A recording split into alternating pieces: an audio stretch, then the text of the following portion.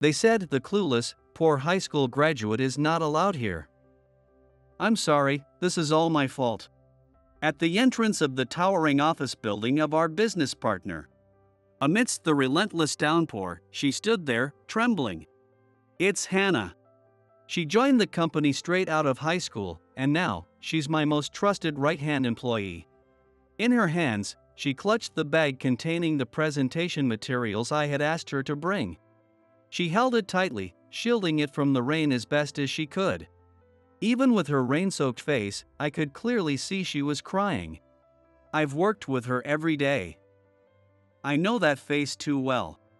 And then, the one responsible for making her look like this appeared.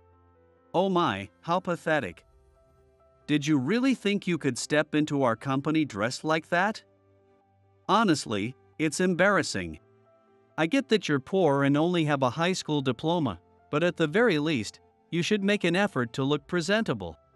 Letting someone so low-class into our building would damage the floors. Seriously, just leave. The air feels filthy with you here. A voice filled with ridicule. It's Heather. The daughter of the CEO of Henderson Industries, our business partner. Rage surged within me. If this contract were to fall through, it could mean the end of my company's future. Debt repayment would become even more difficult. But I turned around without hesitation and made my decision clear. We're canceling this $10 million contract. Hannah's stunned expression. Heather's look of utter disbelief. But my resolve was unwavering.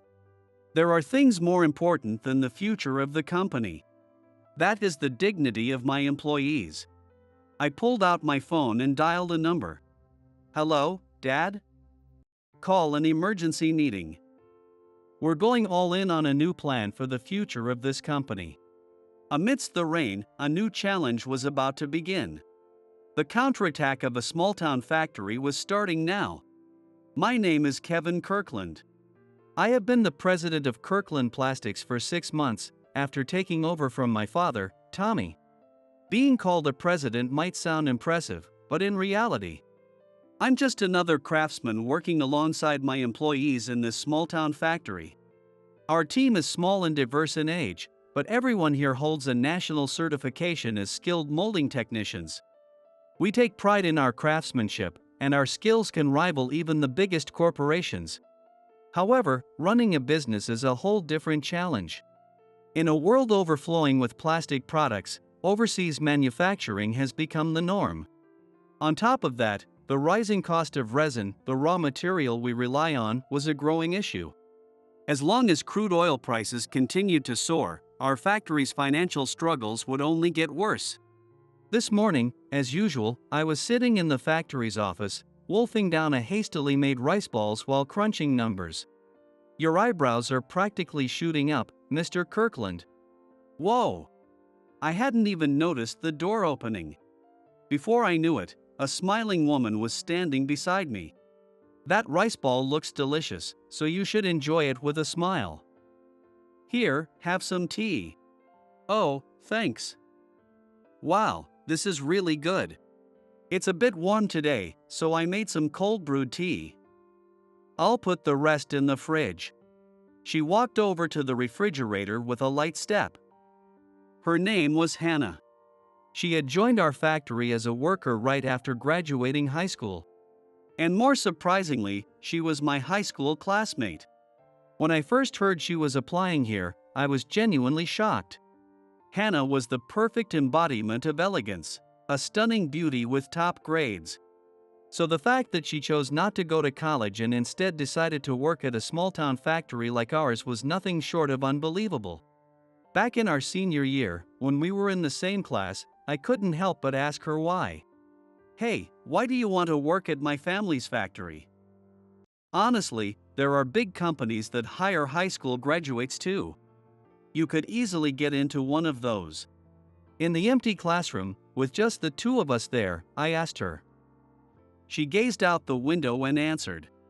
I don't have a father, and my younger brother is about to take his high school entrance exams. So I need to start working as soon as possible. If that's the case, all the more reason to aim for a better paying job. This is my own selfish choice. What? In the end, I never fully understood what she meant. But she got hired effortlessly.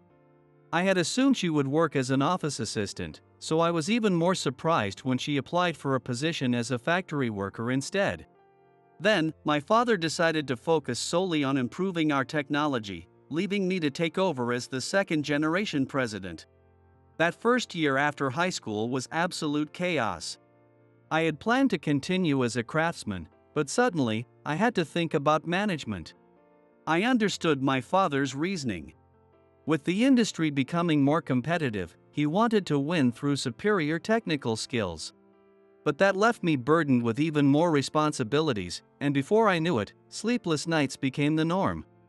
Through it all, Hannah was the one who supported me.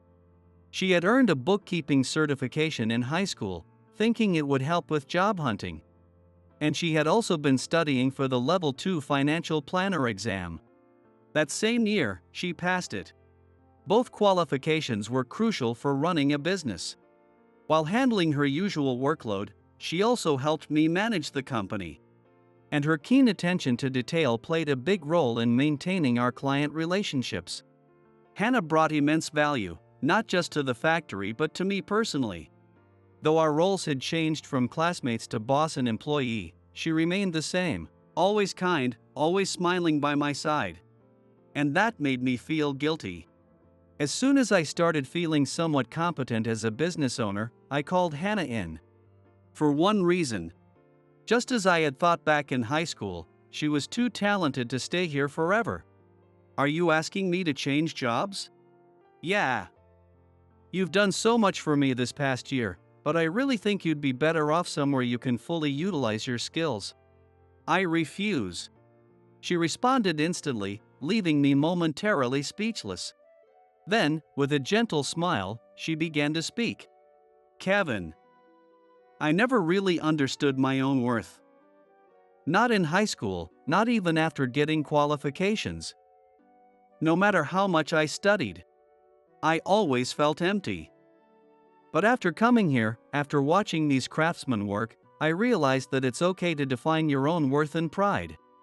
Whether it's the precision of trimming excess material or the speed of cleaning up, those things can be a source of pride. And realizing that made me finally like myself.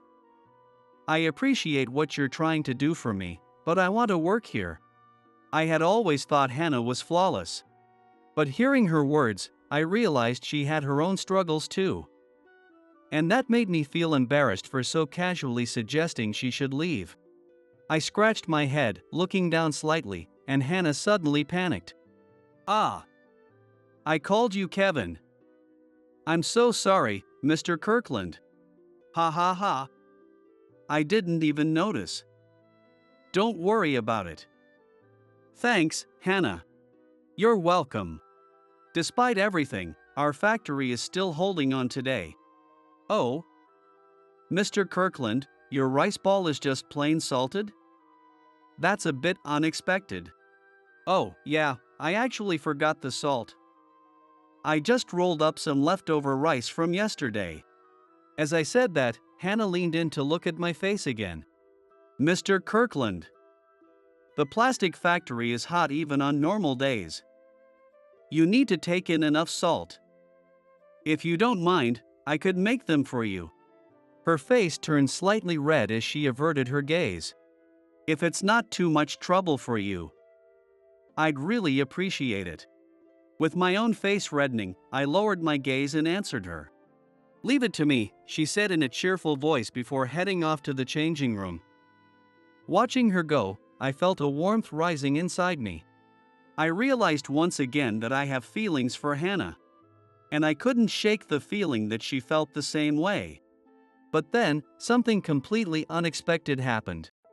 During our lunch break that day, I suddenly heard the sound of car brakes screeching outside. Out of curiosity, I looked out the window.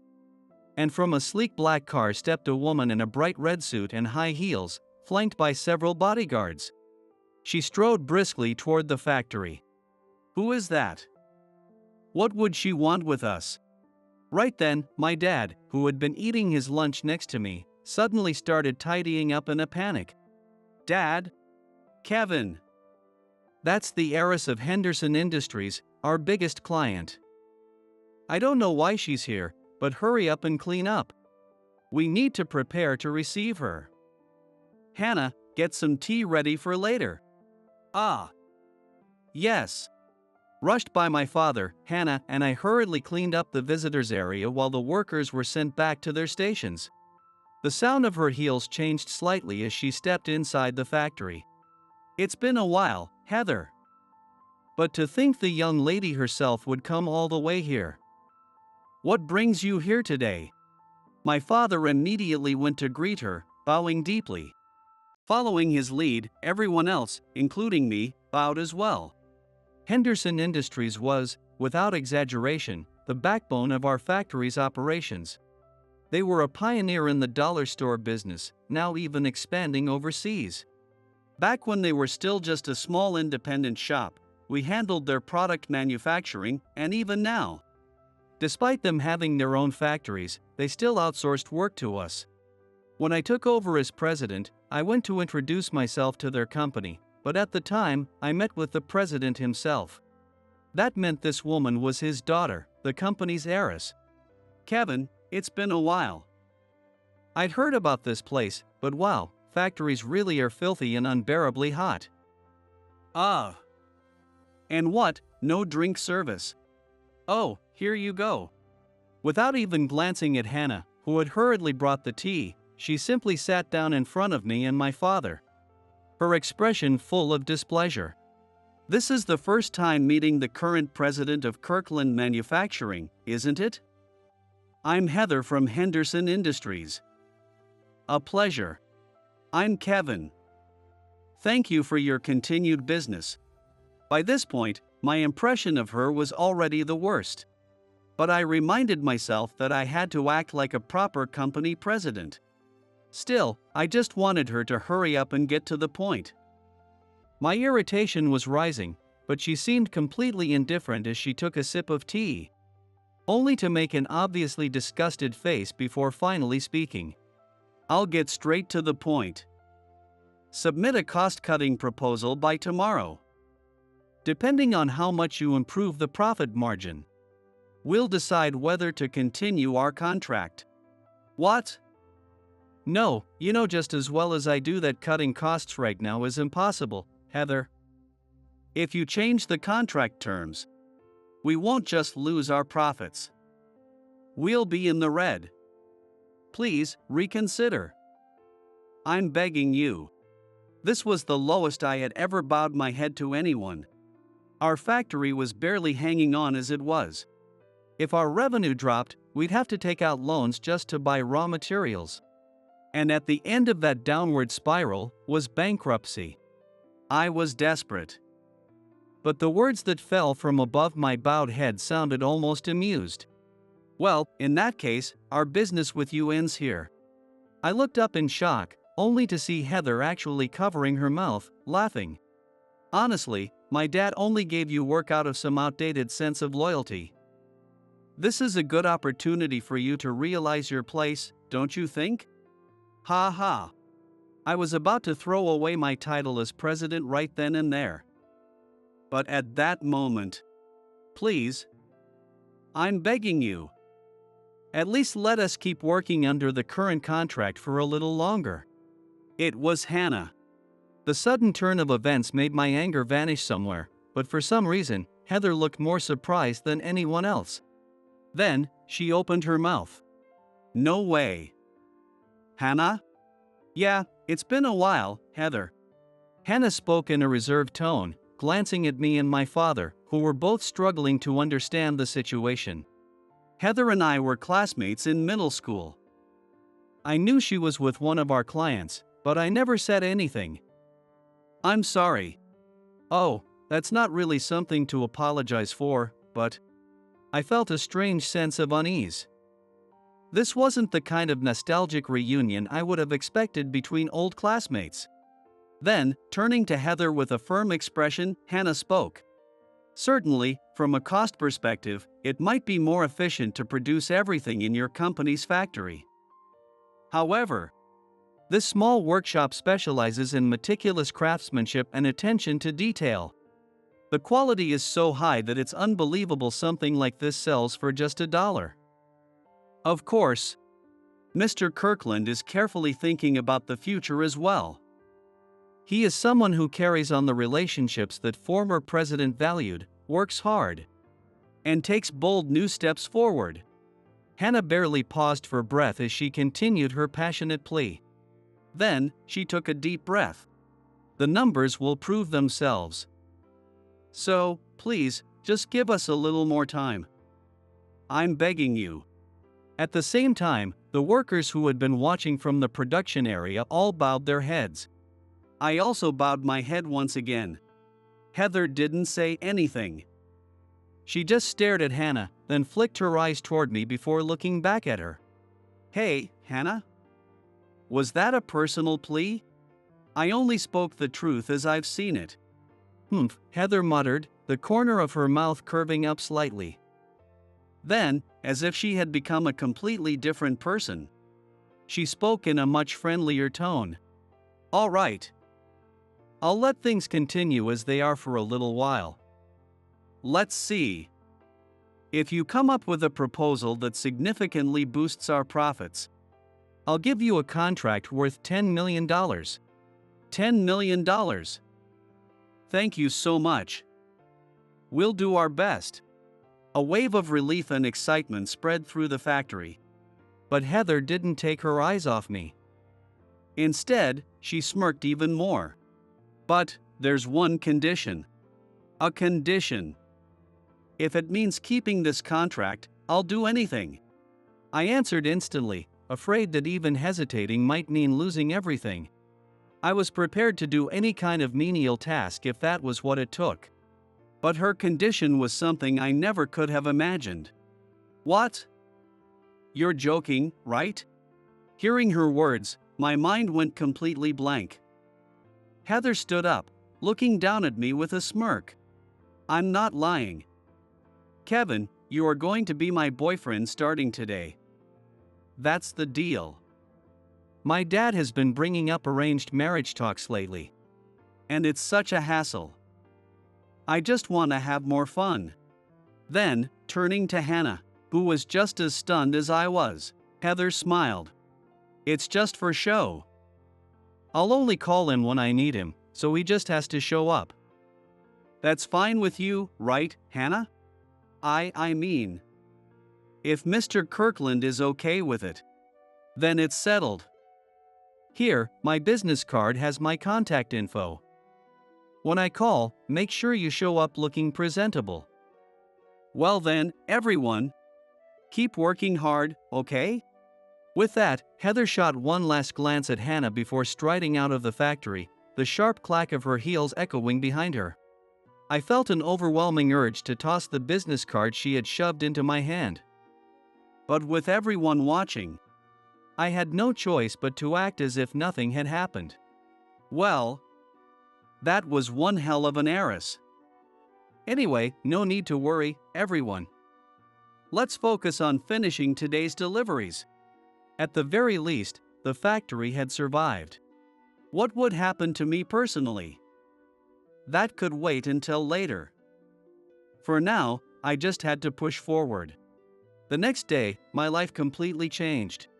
During lunch break, I glanced at my phone and saw an overwhelming number of missed calls from an unknown number. When I called back, it turned out to be Heather. Come to think of it, I had never actually saved her number. Reluctantly, I returned the call, only to be met with a voice so loud it nearly pierced my eardrum. Hey, can you answer my calls within 3 rings, no matter what you're doing, even if you're at work? Well, since it's the first day, I'll let it slide. Now, check your text and head to the store I sent you. I feel like shopping today. You can be my bag carrier. Wait a second. I'm still at work. Are you even listening? Hello? She hung up. Hey. Frustrated, I slammed my fist on my desk. Seeing this, Hannah hurried over with a concerned expression. "What's wrong?"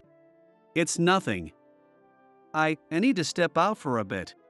I quickly changed into casual clothes, hopped on my bike, and headed to the designated location. Even someone as clueless about brands as I was had heard of this store. Through its glass walls, I could see Heather shopping inside. Telling myself this was all for the sake of the factory, I braced myself and stepped in.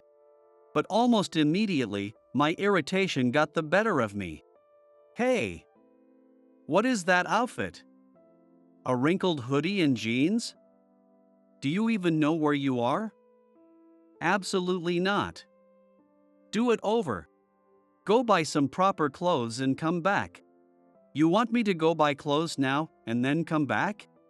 "That's what I just said, isn't it?" This is so embarrassing." "Just go, quickly." Waving me away with her hand, Heather went back to carefully examining the clothes, each worth hundreds of dollars. I clenched my fists, channeling my frustration to keep my head cool. This was for the factory. For everyone at the factory. I stomped over to a store clerk. "Excuse me, can you just put together an outfit for me?" "Of course, sir." I didn't know a thing about fashion, but the quickest way to get this over with and return to work was to leave it all to the professionals. I didn't even check how much I spent. I just changed on the spot and returned to Heather. "Happy now?" Well, I suppose that'll do for today." "Now, carry these. I'm going to try them on." In the end, I spent the entire day trailing behind her from one luxury store to another, and by the time I finally returned to the factory, everyone had already gone home. Would this keep happening tomorrow? The day after? Until she got bored? If this continued, I wouldn't be able to manage the factory at all. But if I refused, that would be the end of the factory. No matter how much I thought about it, there was no answer. Exhausted, I collapsed onto my desk without even changing. "You must be tired." "Ha?" Hannah gently placed a cup of tea there and stood with a worried expression, her brows furrowed. Forcing a smile, I took a sip. But her expression didn't change. "It was Heather, wasn't it? She called you out again?" "Yeah. It was a rough day. Sorry for leaving you in charge of everything. From tomorrow, I'll try to." My words trailed off. Even if I wanted to, how long could I endure this feeling of being completely controlled? Before I could sink any further into that thought, Hannah suddenly grabbed my hand. Her eyes were filled with a quiet yet unshakable determination. "Mr. Kirkland, no, Kevin. The time you've given us. I promise we won't waste it. We're not just clinging to survival. We'll win with our skills. Trust me. Win with our skills." Hannah and I had talked before about wanting to do more than just take orders. We wanted to put something out into the world from our factory. Maybe this was the start of that. Even when she spoke to Heather, she had firmly believed in the factory's future. Her grip tightened. "We will make this happen." With that, Hannah left without waiting for me to say a word. I stared at my hand, still feeling the warmth she had left behind. Then, I made up my mind. Hannah had a plan. I just had to buy time. We would fight for the future of this factory together. Holding on to her words and warmth, I finally changed out of those unfamiliar clothes. 2 weeks passed. As I had predicted, Heather called me out every single day at random times. Shopping trips were a given. On days when she wanted to check out a new cafe, I spent hours taking pictures for her social media. And sometimes, she'd drag me along just because she was bored, making me sit in the same space with her all day. Even though I had no choice, I did my best to keep up appearances. With the help of a fashion-savvy friend, I always made sure my outfit was presentable. My father never said anything. He just quietly handed me money. even though I told myself this was for the factory. I knew my father must have felt guilty that I was paying out of my own pocket just to keep up with Heather's demands. But finally, a light at the end of the tunnel appeared. That night, after being released from another exhausting day with Heather, I returned to the factory. I was disappointed that, once again, I hadn't been able to see much of the team. But strangely, the factory lights were still on. Wondering what was going on, I stepped inside, only to find my father, the workers, and Hannah standing in front of a whiteboard in the office. "Mr. Kirkland. Welcome back. We finally have something concrete."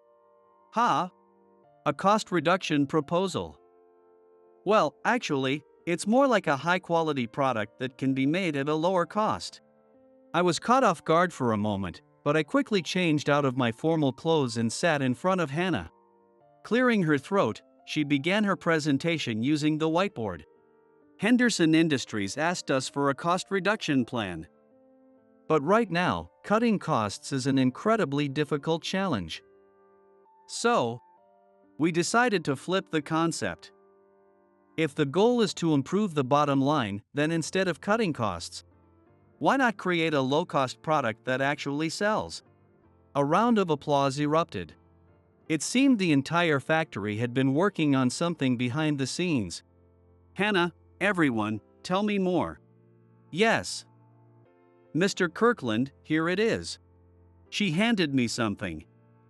It was surprisingly ordinary. "This is the new product?" "Yes." It was a small rabbit figurine, the kind used in children's playsets. Honestly, I was confused. I couldn't see how a simple toy like this would change the factory's future. "You're thinking, it's just a doll, aren't you?" "What?" "No, Mr. Kirkland, take a look at this." Hannah pulled out another figurine, one already sold by Henderson Industries. Since we don't make this at our place, it was my first time examining it closely. It was at that moment that I finally understood Hannah's and everyone's true intentions. Holding up both rabbit figurines, she continued her explanation. "This is a product sold by Henderson Industries. It's priced at $1 before tax. Since the store's motto is to have everything available, it was probably made as a just for the sake of it item. In fact, it didn't even make it into the top 100 of last year's best-selling product rankings. The main reasons for its poor sales are likely the rough molding and the uneven painting. A company won't put much effort into a product that was made just for the sake of having it." That's exactly what we saw as an opportunity. We have skilled workers who can make precise molds and detailed paint jobs. Exactly, Mr. Kirkland. We can make something that's leagues ahead in quality for the same price. With a confident smile, Hannah thrust the improved rabbit figurine toward me. The difference was night and day. For the first time, I truly appreciated the level of craftsmanship in our factory. My heart trembled with excitement. After everyone left for the night, I picked up the phone and made a call. To my surprise, the other person answered almost immediately. Well, this is the first time you've ever called me." I was just about to get annoyed about the late hour, but I couldn't help but pick up. "What do you want?" "Heather, we've finalized our cost reduction proposal. Can you schedule a time for our presentation?" "Huh?" A brief silence followed, then the call abruptly ended. I quickly tried calling back, but before I could, a message arrived. It contained only one line. 3 days from now, 1 p.m. at Henderson Industries headquarters. For the next 3 days, Heather didn't call me even once. It felt strange. But honestly, I didn't care. I was too busy working with Hannah to prepare for the presentation, and I enjoyed every second of it. Hannah's help was essential in preparing the materials. No, in fact, this presentation itself wouldn't have been possible without her. We spent late nights fine-tuning the materials and practicing our delivery. And finally, carrying the hopes and pride of everyone in the factory, the presentation day arrived. I couldn't shake the worry that maybe Heather hadn't really set up the meeting. But when I arrived at the Henderson Industries building, I was smoothly escorted into a conference room. I must have been more nervous than I realized. I kept checking the documents in my bag, running through the simulations I had practiced with Hannah over and over again. But then, I realized my mistake. I had forgotten the most important document, the marketing strategy.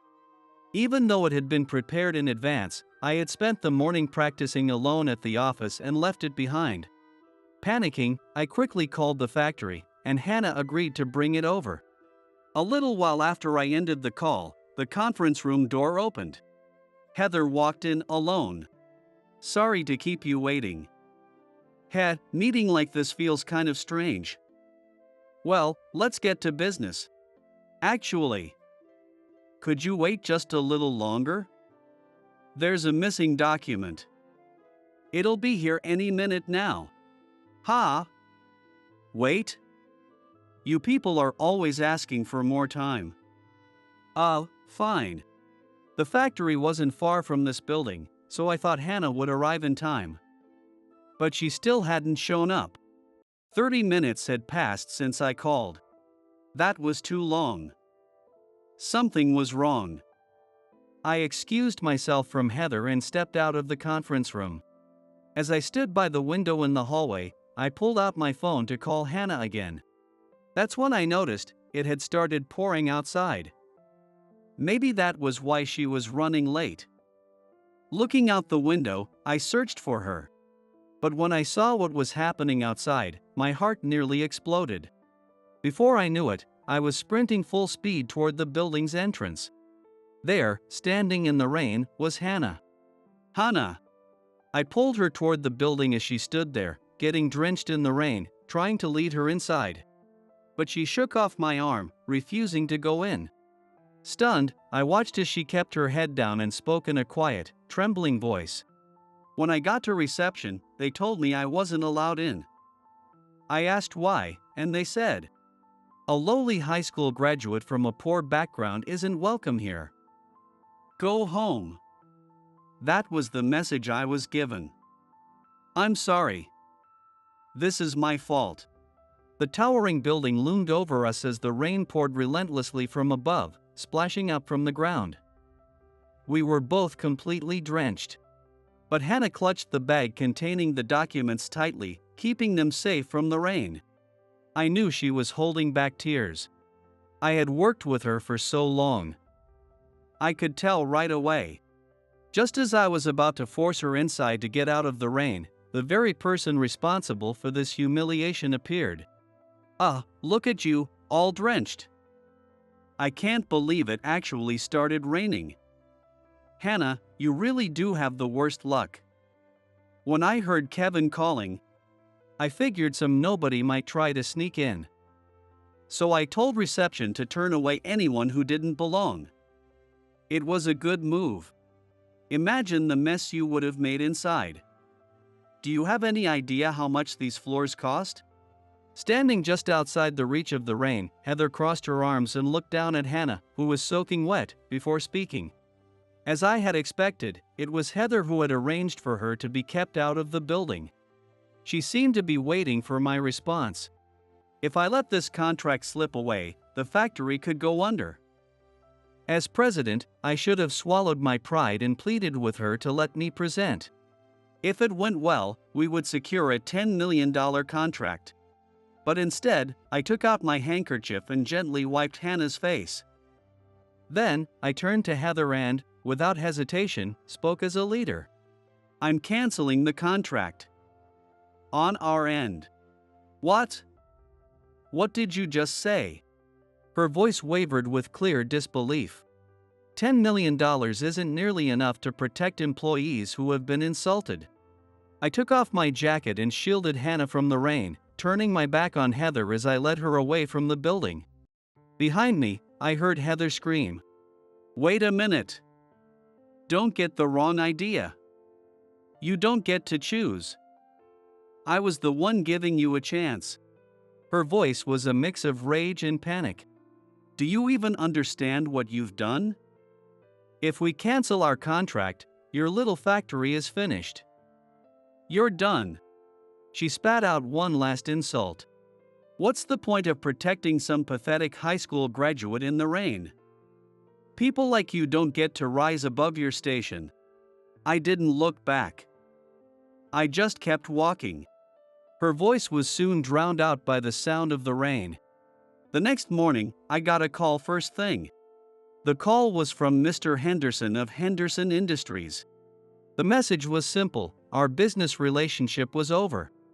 Mr. Henderson, your daughter toyed with a struggling factory that was doing everything it could to stay afloat, and on top of that, she set up one of my most valued employees.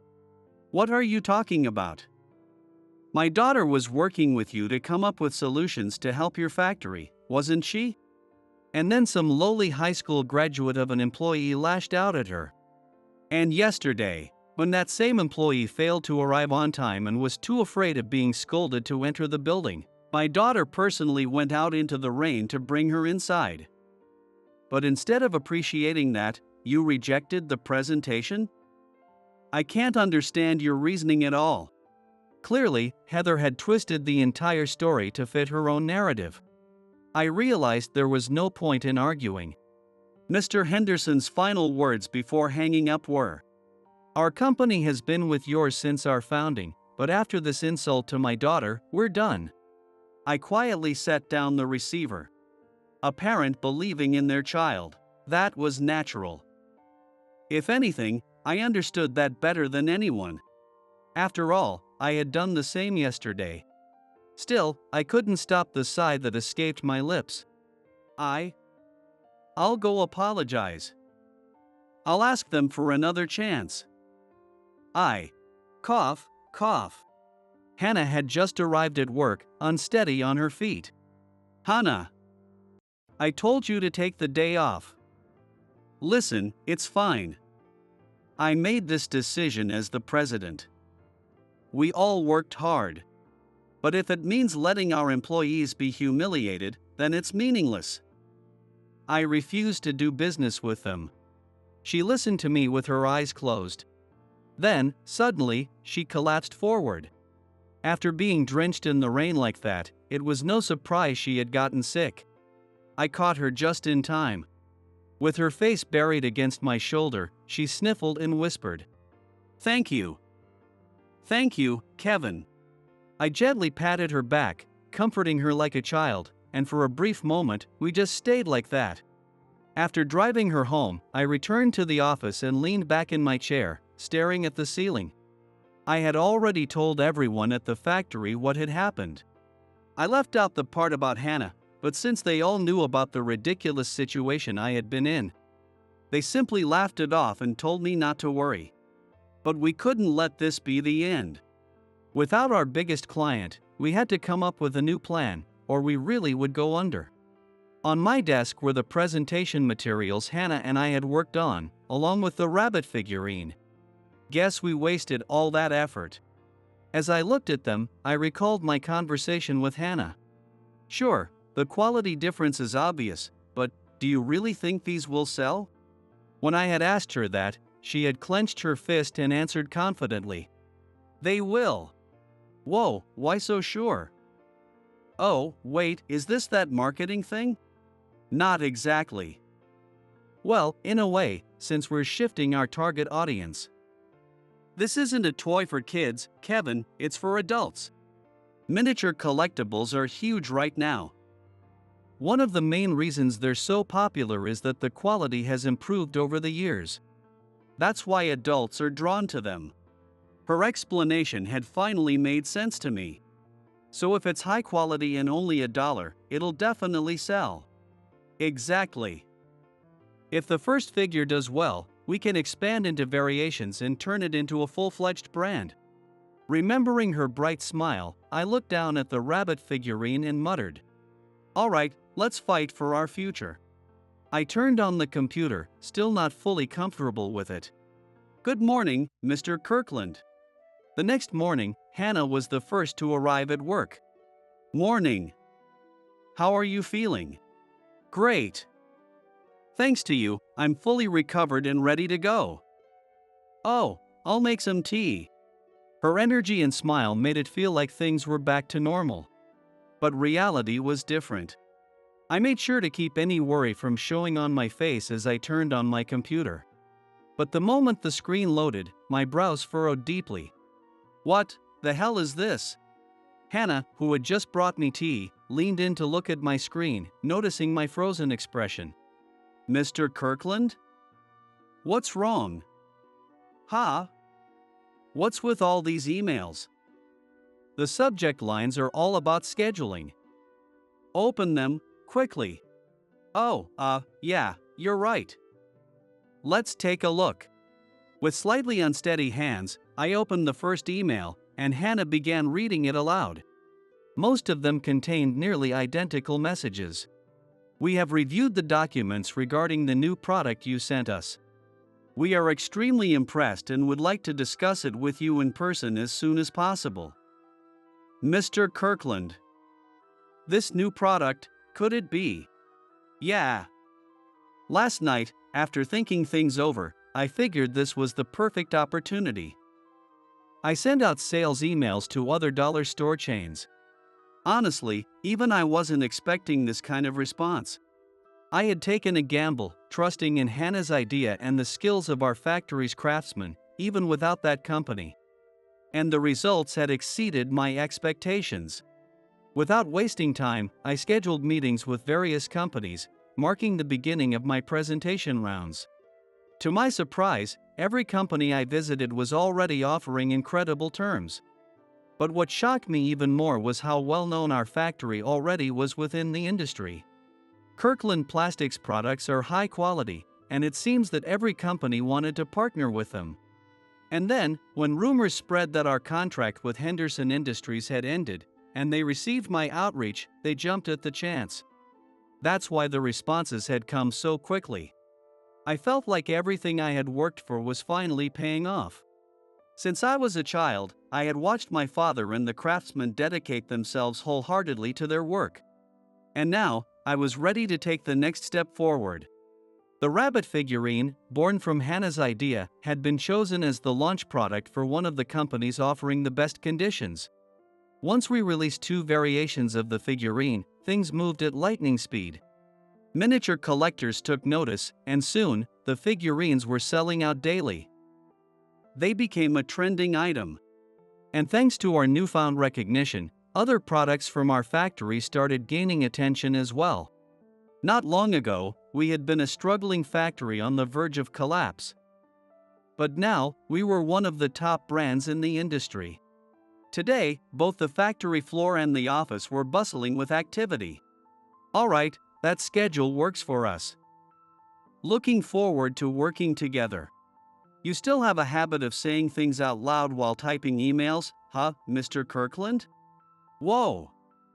Hannah? Well, I still haven't gotten used to this whole business communication thing. She chuckled and placed a cup of tea in front of me. Currently, Hannah was not only assisting me but also training the newly hired painting staff. She is reliable when it comes to management. But she originally joined the company because my father recognized her precision and sense of beauty in her work. Thanks to her, our workload has increased, but we have been able to keep operations running without compromising quality. Honestly, I can't thank you enough, Hannah. None of this would have happened without you. What are you saying? Mr. Kirkland, you've always helped me, too. You really think so? As we shared this brief moment of calm, the sound of sharp, deliberate footsteps echoed through the factory, unlike anything we usually heard here. Ha! A completely unexpected visitor had arrived. Apologies for coming unannounced. Do you have a moment, Mr. Kirkland? It was Mr. Henderson, accompanied by Heather. This was the first time I had heard his voice since that phone call. And Heather. I hadn't seen her since that rainy day. Though they had come all this way, neither of them spoke right away. Just as I was about to break the silence, Mr. Henderson abruptly spoke up. Kevin. Let's put that past incident behind us. Why don't we resume our business with Henderson Industries? Come on, my dad personally came all this way. Can't we just go back to how things were? Heather chimed in, sounding as self-assured as ever. Mr. Henderson had the air of a man who couldn't afford to miss out on a business opportunity. Meanwhile, Heather seemed unchanged, as if expecting me to simply agree. But I wasn't about to be swayed so easily. I'm afraid we can't accept the original contract terms anymore. We're now working under far better conditions than before. More importantly, why the sudden change of heart? Mr. Henderson chose his words carefully before answering. You may already know this, but our overseas factories haven't been keeping up with quality control. Recently, our products have been dismissed as just cheap dollar store goods, especially in comparison to the company you've partnered with. We're not here to claim rights to your new product. We're simply asking you to resume production of the items we originally entrusted to you. We can't afford to let our reputation slip any further. Mr. Henderson must have been heartbroken. He bowed his head to me. Heather, surprised to see her father like that, lowered her head slightly as well. Mr. Henderson, before we finalize the contract, there is something we need you to do. Apologize to our employee whom you insulted. What? Are you saying I insulted someone? Even if you simply believed what your daughter told you, you still called one of my employees a lowly high school graduate. Before we talk about business, you need to apologize for that. To my surprise, Mr. Henderson looked genuinely confused, as if he didn't understand what he had done wrong. Hannah, could you come over for a second? Yes. Hannah, who had been watching from the sidelines, hesitantly stepped forward. I turned back to Mr. Henderson and told him something he had no idea about. The product that you dismissed? The one shaking up the industry right now? This woman, Hannah, was the one who spearheaded the idea? The marketing strategy, everything. The so-called lowly high school graduate you mocked is the reason this entire industry is paying attention right now. What? No way. He looked utterly shocked. But then, suddenly, he stood up and grabbed Hannah's hand. Ah. Wait, what? Amazing. So that's the truth. A natural-born talent, unaffected by formal education, fantastic. Hannah, was it? How about working for my company? Of course, I'll offer you a special contract with the same salary as a newly hired college graduate. What are you saying, Dad? You can't seriously be trying to poach her. You be quiet, Heather. I trusted you once, but of course, it was all just your usual nonsense. I'm done putting up with your selfishness.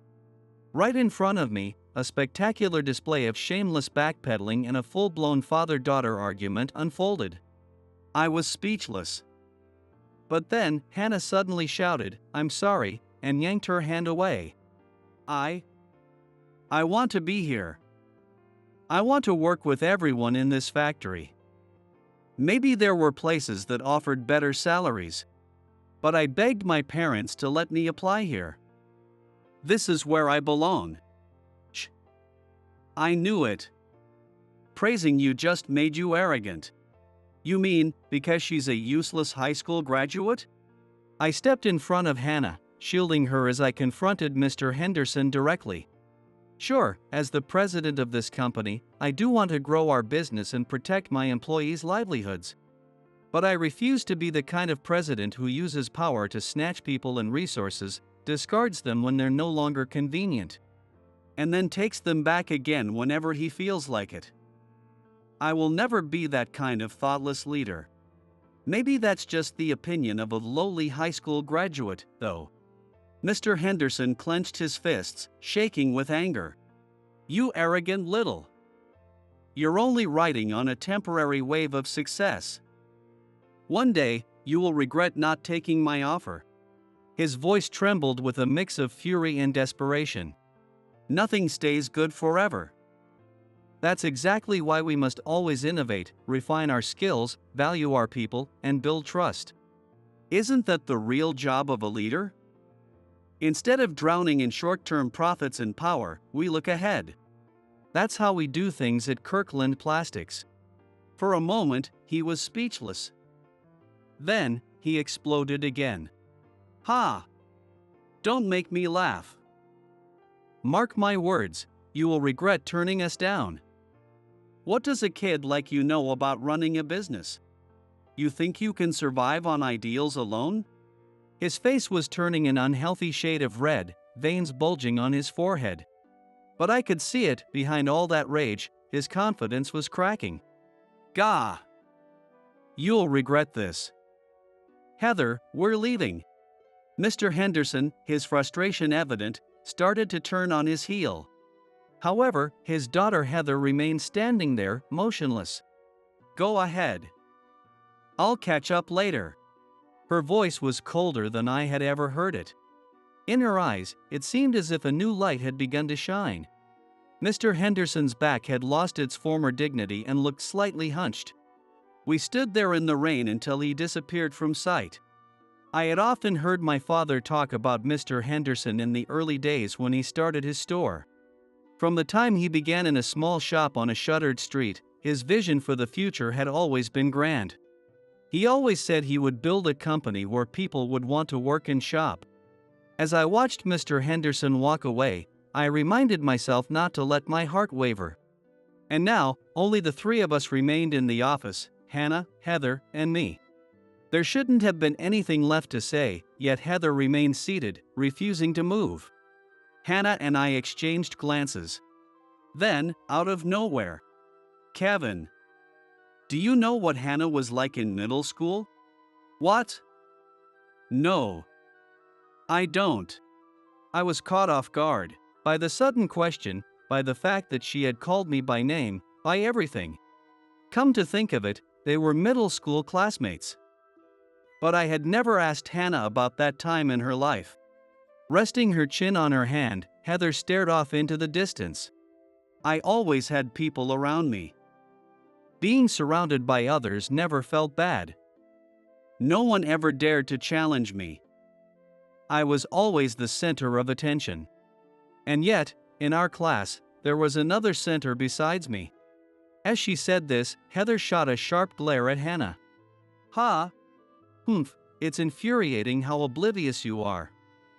No father, taking care of your younger brother instead of joining a club. Someone like you was never even on my radar. But whenever the class had to choose a representative, it was always you. Even the people who used to surround me voted for you. Ha ha. I was just a fool on a throne. They claimed they were just pushing the troublesome tasks onto you, but I knew the truth. What my so-called followers wanted from me was the comfort of their current lives and future connections. But you had people who genuinely admired you, regardless of all that. Heather let out a deep sigh, her face twisted in self-mockery. It's simple, really. In the end, all I ever had was my parents' status. So, I decided to make full use of it without any reservations. But I don't know. The realization that I had nothing of my own actually cornered me even more. Back then, and even now. Heather stood up, straightened her back, and fixed her sharp gaze on Hannah. Hannah, I have my pride, so I'll only say this once. Out of everyone I've ever met, you're the only one I've ever envied. Heather. Well then, goodbye. As Heather turned to leave, Hannah instinctively moved as if trying to grab her. Wait, Heather. What? I've always wanted to tell you something too. For a long time. What? If it's resentment, can we save it for another time? Ignoring Heather's attempt to walk away, Hannah shouted. I envied you too. Your movements were always so graceful. You did traditional Japanese dance, right? I wanted to be like you.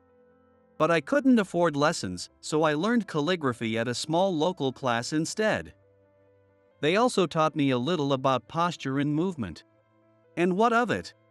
Heather eyed Hannah suspiciously, while I suddenly recalled something at the mention of calligraphy.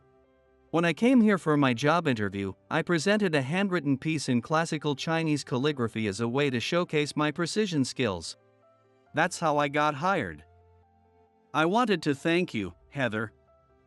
If I hadn't admired you back then, I might not be here now.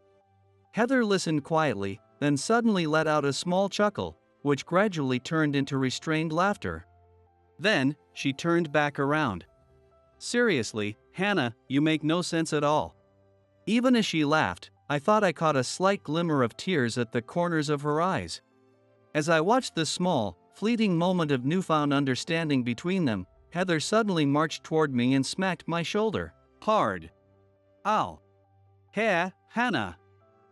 Let me tell you something interesting. You know Kirkland, the company president? He's been going on dates with a woman as stunning as me, and yet, whenever we go shopping or sit at a cafe, he keeps looking at things that don't suit me at all. Like outfits for a modest, tea-loving girl around our age. What, Heather?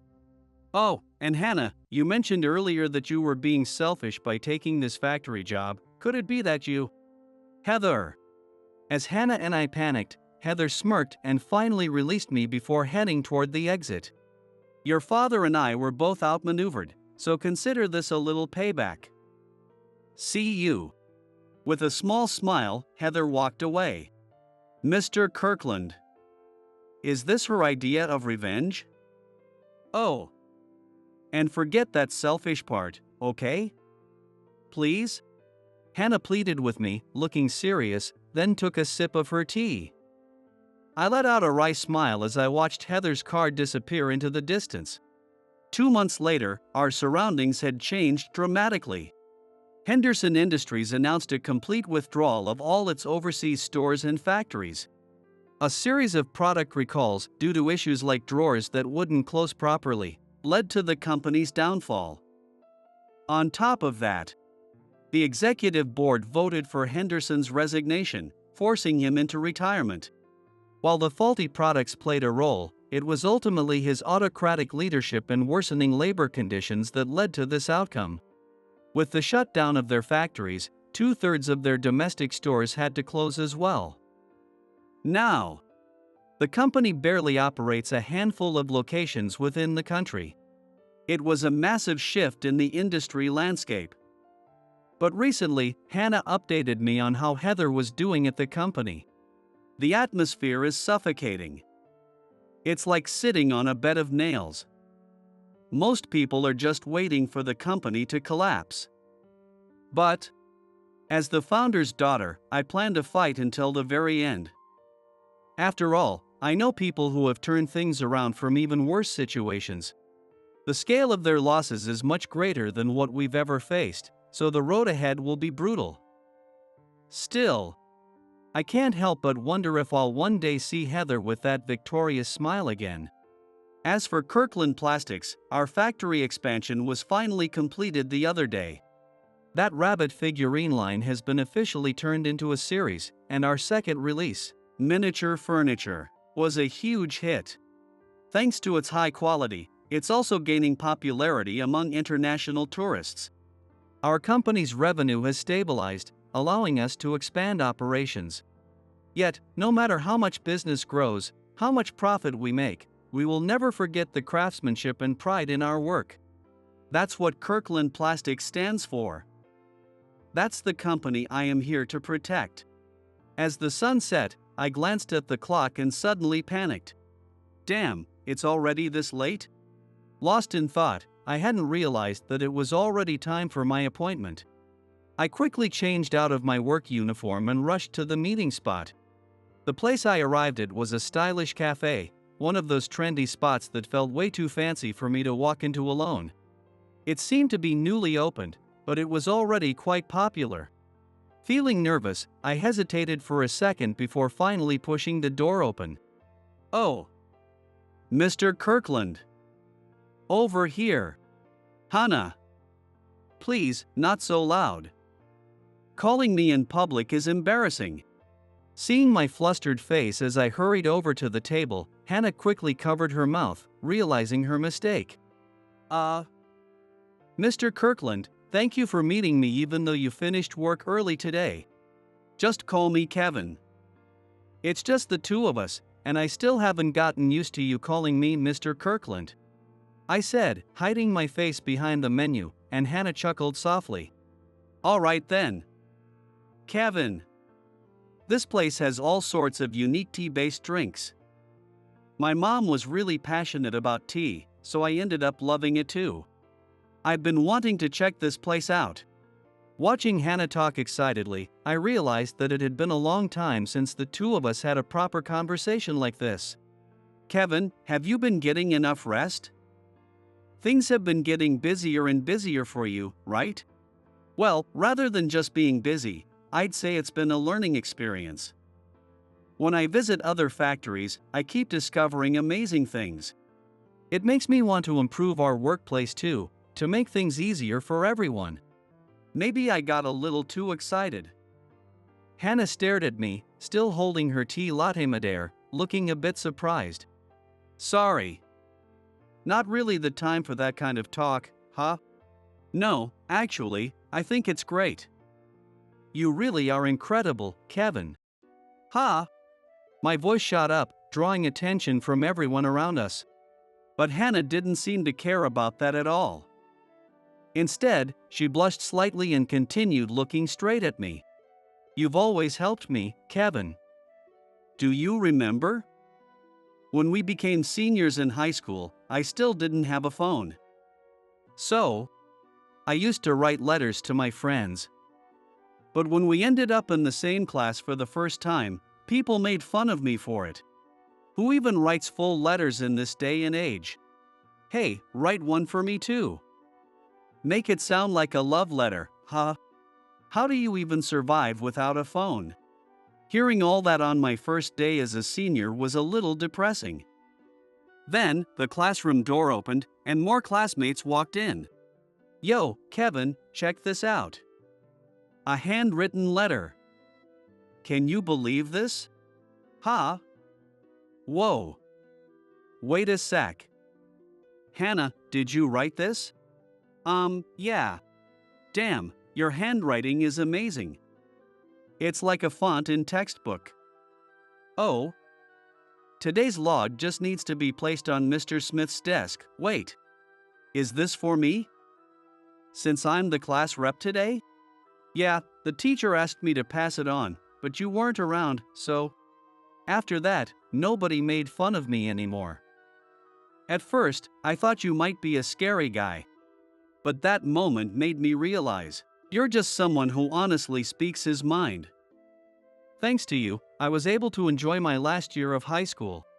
Hannah asked if I remembered. Of course, I did. How could I forget? More than the letter itself, I had been secretly celebrating inside because it gave me a reason to talk to her. The cafe was nearing its last order, but the place was still lively. Maybe it was because of our trip down memory lane, but a strange, almost awkward tension hung between us. By the way, Hannah, are you growing your hair out? Yeah. I just thought having long black hair might give me a more elegant image. The moment those words left her mouth, time seemed to freeze. Then, in a panic, Hannah started talking again. I mean, since I sometimes accompany you to places, I figured I should try looking more refined. It has nothing to do with what Heather said. I mean, what am I even saying? Finally, she covered her bright red face with both hands and fell completely silent. Just then, a waiter came over to inform us that the cafe was closing. Still caught in the moment, we quietly left the store. Well then, Kevin. See you at the factory tomorrow. Yeah. Oh, wait. Damn, I forgot to say something. What is it? Hannah looked worried, as if she had forgotten something, and I gently ran my hand through her hair. I just wanted to say, I had a great time today, spending it with my favorite elegant, tea-loving girl, but... Kevin? Come on, you should have noticed back in high school. Oh, and I guess I should add a bit clueless to my list of preferences too. I started walking toward the station. Honestly, I wanted to cover my face in embarrassment at this point. Kevin. Wait. Explain. Say it again. Hannah ran after me, calling out, and in her momentum, she threw her arms around me from behind. Even through my back. I could feel the pounding of her heartbeat. And I was sure, through her hands, she could feel mine just as clearly. For now, there was no need for words. We simply let ourselves embrace this newfound feeling, slowly taking it in. Pride and treasure, at their core, they're really just forms of self-satisfaction. Some might say that living flexibly, without clinging to such things, is the key to success. But rather than chasing an empty, hollow version of success, I want to pursue one filled with pride. That is the path I've chosen. Even a simple $1 toy is never truly cheap, because behind it lies the skill, dedication, and passion of those who made it. And from this small-town factory, we will continue to create high-quality products. That is my job. What is success? Is it wealth?